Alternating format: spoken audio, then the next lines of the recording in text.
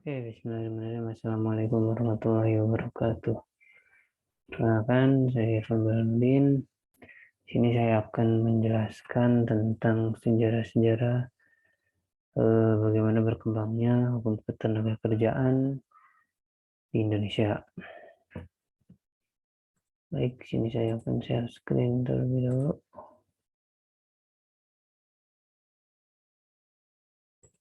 Oke. Nah, oke, sudah terlihat. Saya perkenalkan, nama saya Irfan Burhanuddin, NIM 19.2024-32. Ini saya akan menjelaskan sejarah hukum ketenagakerjaan kelas B.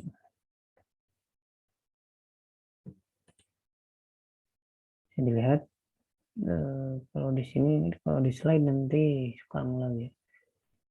Di sini bisa lihat aja ya kan. Di sini ada, kita mulai dulu dari sejarah hukum ketenagakerjaan. Yang dimana asal muasal adanya hukum ketenagakerjaan di Indonesia ini terdiri dari beberapa fase. Jika kita lihat pada abad 120 sebelum Masehi, ketika bangsa Indonesia ini mulai ada, sudah dikenal adanya sistem gotong royong antara anggota masyarakat, di mana anggota gotong royong merupakan suatu sistem pengerahan tenaga kerja tambahan dari luar kalangan keluarga yang dimaksudkan untuk mengisi kekurangan tenaga pada masa sibuk dengan tidak mengenal suatu balas jasa dalam bantuan materi. Sifat gotong royong ini memiliki nilai luhur dan diyakini membawa kemaslahatan karena berintikan kebaikan, kebijakan, dan hikmah bagi semua orang. Gotong royong ini nantinya menjadi sumber terbentuknya hukum tetangga kerjaan adat. Ya, pokoknya mungkin di sini biar saya jelaskan ya. Sama soal hukum tetangga kerjaan dari sini atau ada yang namanya gotong royong ini, tahu sendiri lah bahwa di mana kalau di desa-desa itu mau di desa, tapi di kota kan udah jarang ya. Kita pasti banyak menemukan di desa-desa itu. Seperti contohnya itu gotong royong itu kita membantu orang lain tanpa meminta balasan jasa dari orang yang kita bantu. Bisa diistilahkan seperti itu.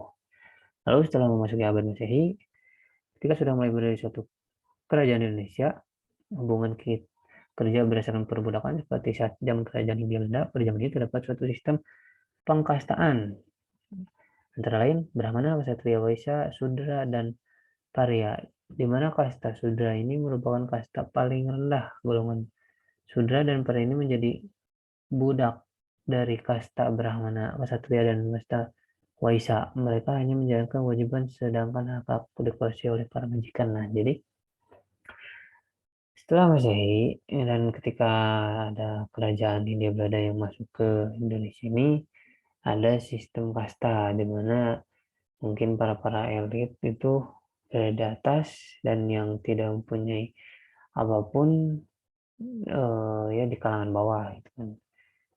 Sama halnya dengan Islam, walaupun tidak secara tegas adanya sistem pengangkatan, namun sebenarnya sama saja.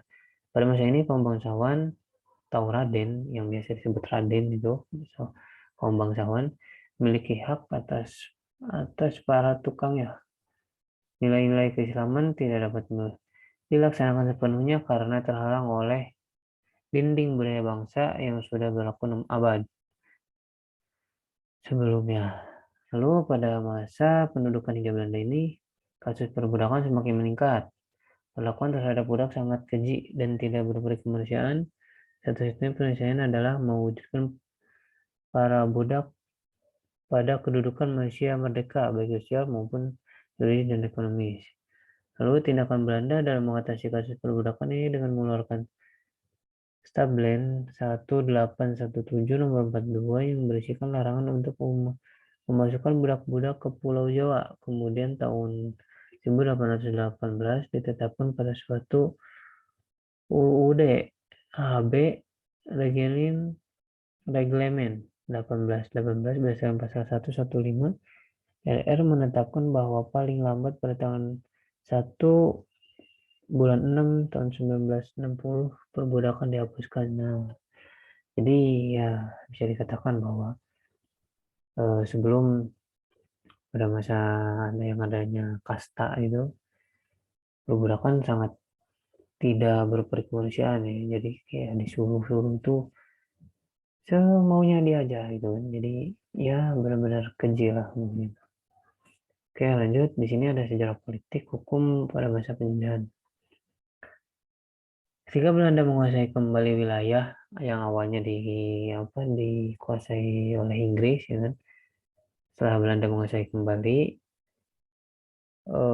maka ketentuan mengenai praktik perbudakan dan kerja rodi kembali berlaku yang kemudian diikuti oleh berbagai perlawanan dari kaum pribumi di hampir seluruh wilayah Hindia Belanda, seperti perlawanan yang dilakukan antara lain oleh Pangeran Diponegoro, Sentot Alibasa, Teku Umar, Cut Nyadin, Pangeran Paderi, Sisinggamangaraja, Patimura, Dewi Sartika, dan banyak pahlawan gugur dalam rangka menentang praktik perbudakan di wilayah Nusantara ini.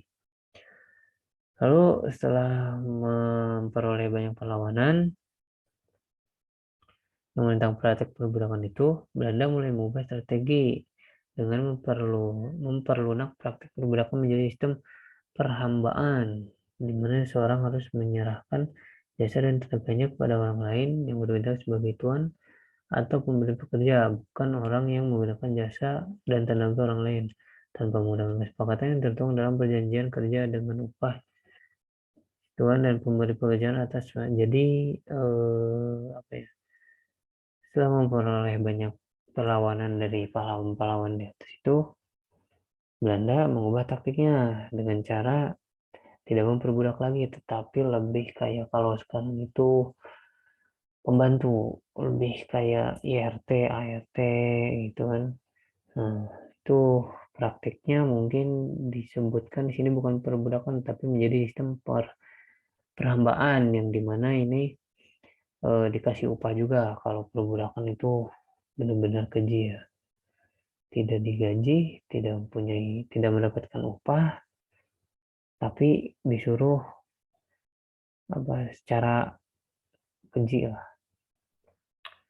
Namun ketika Belanda menguasai kembali wilayah yang dahulu menjadi wilayah jajahannya, oke, ini sama ya. Mungkin ini ada kesalahan teknis. Oke, lanjut aja. Ini ada sejarah ketenagakerjaan atau politik hukum setelah Indonesia merdeka. Nah, di sini ada tiga masa nih. Yang pertama ada masa Orde Lama, Orde Baru, dan reformasi. Oke, coba kita jawab lagi. Nah, tidak ada lagi. Kita mulai dari masa Orde Baru pada masa yang dipimpin.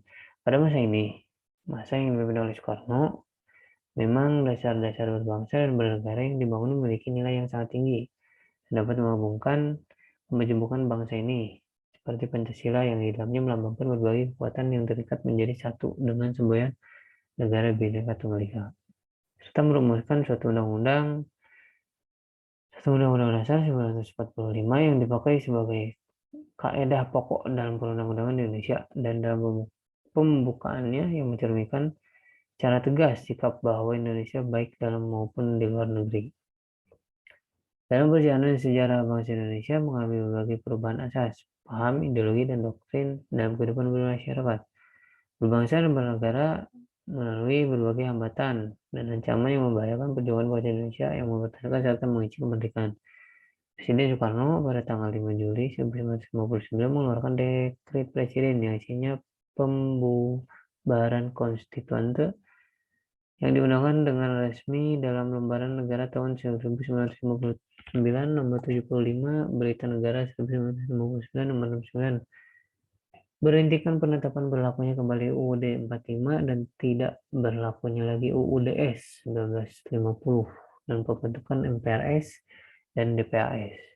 Sistem ini yang mengungkapkan struktur, fungsi, dan mekanisme dalam dilaksanakan serta disesuaikan pada situasi dan kondisi yang cepat berkembang. Sistem trial and error telah membawakan sistem multi-ideologi dan multi partai politik yang pada akhirnya melahirkan multi mayoritas keadaan terus berlangsung hingga pecahnya pemberontakan DITI yang berawal teokratisme Islam fundamental. Dan kemudian pemilu tahun 1955 melahirkan 4 partai besar, yaitu PNI, NU, Masyumi, dan PKI yang secara perlahan terjadi penggeseran politik ke sistem catur mayoritas. Jadi pada Orde Lama ini lebih kayak masih membangun. Lanjut, di sini ada masa Orde Baru. Nah, pada awal kehadirannya, Orde Baru ini memulai langkah pemerintahan dengan langgam libertaria, lalu sistem liberal bergeser lagi ke sistem otoriter. Seperti telah dikemukakan, obsesi Orde Baru ini sejak awal adalah membangun stabilitas nasional dalam rangka melindungi kelancaran pembangunan ekonomi. Hal yang pertama yang dapat dilihat dari kekuasaan ini adalah ketika menambah kekuatan TNI dan Polri dalam berbagai bidang kehidupan berbangsa dan bernegara dengan cara memasukkan kedua pilar ini ke dalam keanggotaan MPR atau DPR. Tampilnya militer di pentas politik bukan untuk pertama kali, sebab sebelum itu militer sudah terlibat dalam politik praktis jalan dengan kegiatan ekonomi, menyusul dengan diluncurkannya konsep dui fungsi ABRI. Lalu dengan menguatkan salah satu parpol, kericuhan dalam pembahasan RUU ini mengandalkan penundaan pemilu yang seharusnya diselenggarakan tahun 1998. Nah, ya dulu itu nggak terlalu banyak partai seperti sekarang. Jadi pada kekuatan Orde Baru ini menggarap UU pemilu yang dapat memberikan jaminan atas dominasi kekuatan pemerintah. Jadi dulu pada Orde Baru ini banyak sekali perubahan yang terjadi ya kan. Dari mulai TNI Polri ini ikut serta dalam pentas politik, karena dalam masa Orde Lama itu tidak bisa gitu, tidak bisa bergabung. Makanya untuk masa Orde Baru ini ada perombakan lagi yang akhirnya salah satunya TNI Polri pun berbagi bidang di politik gitu. Lalu di sini ada masa reformasi. Reformasi itu ada beberapa era ya kan. Di sini saya sebutkan beberapa, mungkin Habibie sampai SBY saja mungkin ya.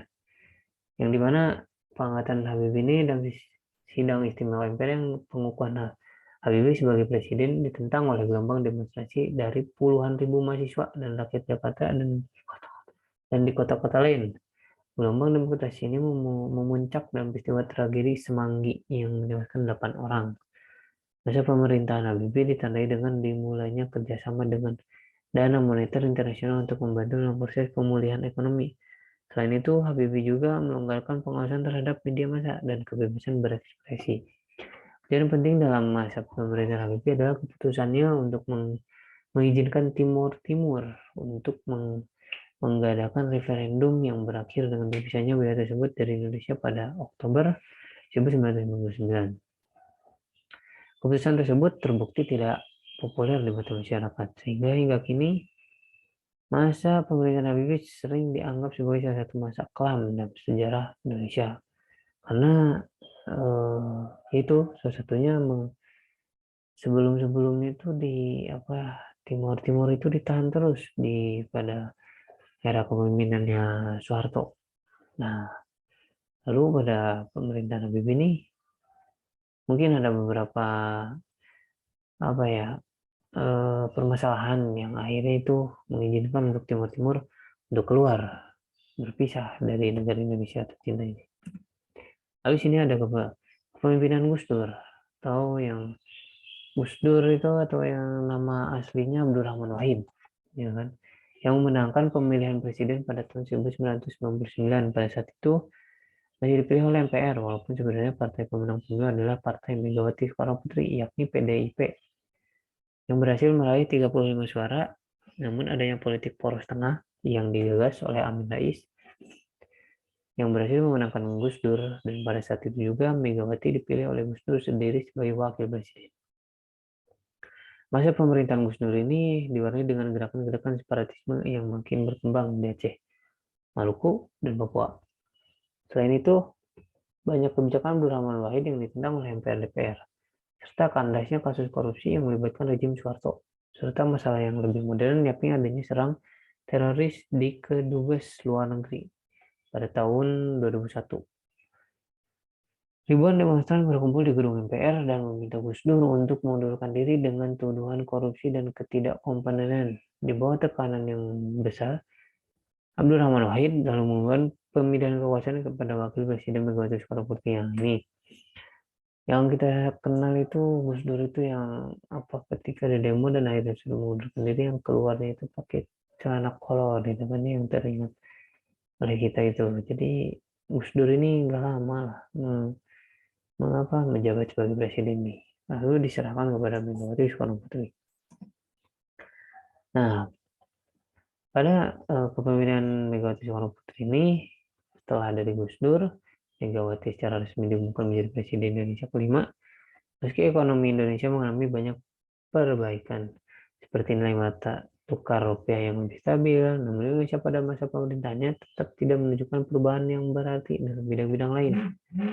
Megawati yang merupakan anak dari Presiden Soekarno, pada awalnya diharapkan dapat memberikan perubahan, namun sering sikapnya yang dingin dan jarang memberikan suatu paparan tentang politiknya dianggap lembek oleh masyarakat, dan serangan teroris semakin sering terjadi pada masa pemerintahan Megawati Soekarno Putri ini. Namun satu hal yang sangat berarti pada masa pemerintahan ini adalah keberanian Megawati untuk menyetujui pemilihan Presiden Republik Indonesia secara langsung oleh rakyat. Pemilihan langsung dilaksanakan pada pemilu pada tahun 2004 dan SBY keluar sebagai pemenangnya. Oke, setelah memenangkan pemilu nih SBY langsung tampil. Nah, makanya di era Orde Baru itu kemarin TNI boleh ikut campur terhadap politik. Nah, ini salah satunya. SBY ini lulusan dari TNI. Dia akhirnya bisa menjadi terpilih sebagai presiden. Pada awal kepemimpinan SBY ini, SBY memprioritaskan pada pemberantasan korupsi yang semakin marak di Indonesia dengan berbagai gerakannya. Salah satunya adalah mendirikan lembaga super body untuk membahas korupsi, yakni KPK. Jadi KPK ini dibentuk pada zamannya SBY. Dalam masa jabatan yang pertama, SBY berhasil mencapai beberapa kemajuan dan semakin kondusifnya ekonomi nasional dengan keberhasilannya. Ini pula ia kembali terpilih menjadi presiden pada pemilu di tahun 2009 dengan wakil presiden yang berbeda, yaitu pada masa pertamanya Yusuf K. merupakan seorang besar dari parpol, namun kini bersama Budiono yang seorang profesional ekonomi. Lalu di masa pemerintahan yang kedua ini masih berjalan hingga kini mulai terlihat beberapa kelemahan, misalnya kurang sigapnya menanggapi beberapa isu sampai isu-isu tersebut menjadi hangat bahkan membingungkan. Lalu dari pemberantasan korupsi sendiri menimbulkan banyak tanda tanya sampai sekarang, mulai dari kasus pimpinan KPK, mafia hukum, serta politisasi di berbagai bidang yang sebenarnya tidak memerlukan suatu sentuhan politik yang berlebihan guna pencitraan.